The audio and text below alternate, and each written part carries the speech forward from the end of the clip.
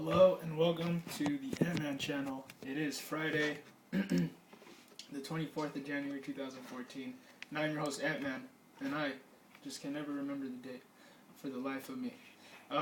WND.com is where I'm at right now under the column Politics. I am looking at an article from Bob Unruh, and he is on fire today because he's just writing articles that happen to be very interesting.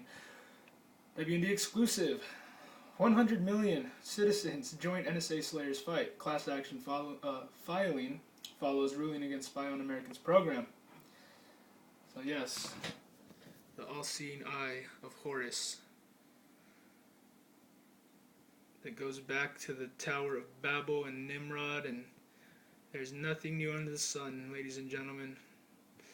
That sign on the back of your dollar bill is meant to put fear into your heart and then to make you think that, well, not make you think, but make you know that you are being watched. Isn't that cool? See, when we don't choose to glorify God, we choose to glorify ourselves, make a name for ourselves.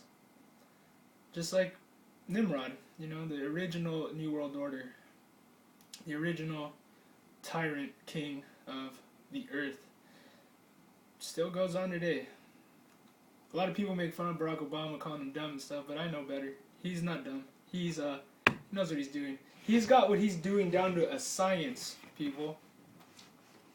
I think like a lot of people are just, maybe need to do their homework a little more. But yes, it is a battle between good and evil. And maybe some of the evil people mean good, but they're just so out of tune with society and not really, they're just disconnected and they don't know really what goes on. But anyways, here we go. A new class action claim against President Obama and the National Security Agency spying on Americans could end up with 100 million or more plaintiffs, according to the lawyer Larry Klayman. Larry Klayman, who earlier won a judgment in federal court that the NSA program likely is unconstitutional. Likely? Likely? My video game consoles are watching me in my room right now, and I'm like, wondering if that's unconstitutional or not. I think that's a little unconstitutional. The fact that all these gadgets and gizmos that we use have back doors to them, that they're all, I could be being watched right now. I'm not afraid though, because it's like, this is how you shine, people. You get in their face and you get out there and you just go, what? You know what I mean? Like, I said it, and what? You know what I mean? It's never good to give in to fear, and how I see everybody letting evil run rampant nowadays, it makes me realize no one reads the Bible, because good is so much better than evil. It's so much more empowering. It's so much more fulfilling. It's not even you. It's like a drive of the Holy Spirit, and it's a beautiful thing to experience in your life. Evil, man, it just gets away by all the corruptness and all the darkness, and just pretty much lies. The devil's just here to kill and steal and destroy. He's not here for any other things. He might offer you things in the short run, but ultimately you're giving up your soul. That's what America's like nowadays. Like, everything I see is like, you have to sell your soul out to fit in with society nowadays. And it's like, even the Christians think that being relevant is like how you get out to people and reach them for the gospel, and it's not true. Really sad. Klayman filed the new claim this week in the U.S. District Court for the District of Columbia in an effort to speed up court proceedings. Klayman, founder of Freedom Watch, is fighting the NSA's telephone call tracking program in federal court in Washington, where a judge ruled the government's actions are almost Orwellian. For a judge to say, that's kind of funny. He announced late Thursday that the new case was filed to streamline work on the earlier cases, which are pending before Judge Richard J. Leon. Wow. Someone really wants to talk to me or something. Klayman has filed a petition for review that would allow the cases to leapfrog immediate courts and go directly to the U.S. Supreme Court to determine whether the massive and indiscriminate collection of data by the federal government violates the Fourth Amendment. It's not even a question, in my opinion.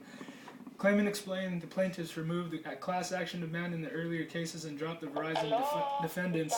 Oh, that's my mom. Ha ha ha. I should really just put it on silent or just like throw it out the window before I do these things, or else I'm going to get myself in trouble. I'm just making myself look like a moron, really. Look, you guys, I'm no professional. I just do this because it's kind of like what I have to do. I feel like I have to do it. I feel like I like to do it too because I think a lot of these things have gone on because we haven't really paid attention. But now that we're paying attention, it's like, hey, man, how dare you do all this stuff to us behind our back? But it's kind of our fault too, you guys. You guys gotta take responsibility because of all this. You know, it is our fault because we don't pay attention to it. So ultimately, we are to blame because we should know better. The founding fathers told us that, hey, man, we're not inherently good, and you need to check. You need to check every like branch of government needs to check itself.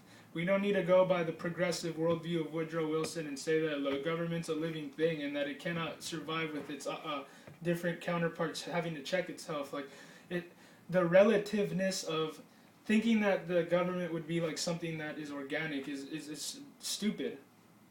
I think it is mechanical. It has to be because it functions only one way. It doesn't ever change. Just like God's word never changes, you know, that never evolves. And as a matter of fact, the word evolve is kind of a oxymoron because the word evolve is supposed to mean it gets better, but nothing is getting better. We observe that with scientific you know, like we do that the right way by observing things. That everything tends to go toward disintegration. You know, we return to the dust that we came from. But the word evolve is supposed to mean that something gets better in a dying world.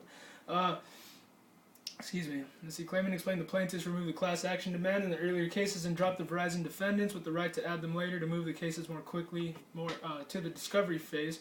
The original cases are now simplified to speed up the litigation, while the new class action can potentially involve millions of Americans as plaintiffs. The filing explains that the class is so numerous that the individual joinder of all members is this, and any action is impracticable. The exact number of identification of class members is presently unknown to plaintiffs, but it is believed that the class numbers over 100 million citizens.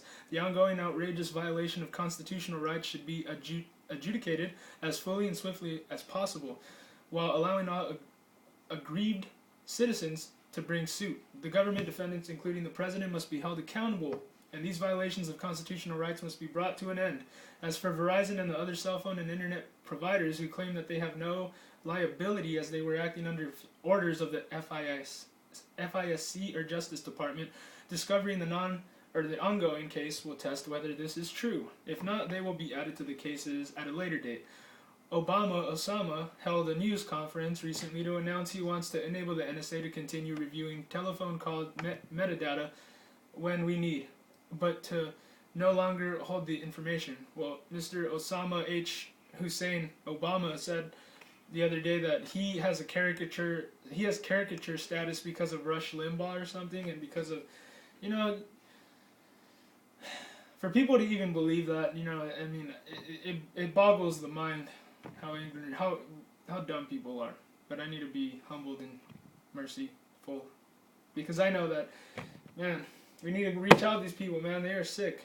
They need mental help, and it's not gonna, you know, we're gonna need to tell them like straight up, man. Everybody, like, hey, man, look, these guys are no good, man. I mean, for anyone to believe something like that, I mean, we don't like Obama because of the color of his skin, because of Rush Limbaugh. No, it's not. It has nothing to do with the fact that he's violating all of our rights, you know. In response, claimant charges the president with spewing smoke to make himself look good. If you believe he was serious about investigating the IRS, investigating Benghazi, telling the truth about Obamacare, then you can believe what he said today. He doesn't mean it, claimant told WND. Obama said he wants to have intelligence agencies get permission from a secret court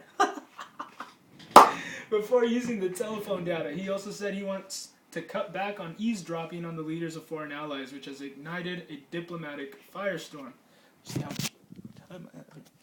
Okay. Excellente. But Obama stood behind the NSA's activities, calling them necessary for national security. He failed, however, to address several recommendations from a review panel that looked at surveillance issues. The panel recommended that the NSA not in any way subvert, undermine, weaken, or make vulnerable commercial software, and that it discontinued exploiting flaws in software. Claimant has urged the district court to move forward quickly on the dispute, citing an earlier warning from the court itself. The court said, "We work 24/7 around this court, my friend, 24/7. I don't want to hear anything about vacations, weddings, days off, forget about it. This is a case at the pinnacle of public national interest. Pinnacle. All hands 24/7. No excuses. You got a team of lawyers. Mr. Clayman is alone, apparently.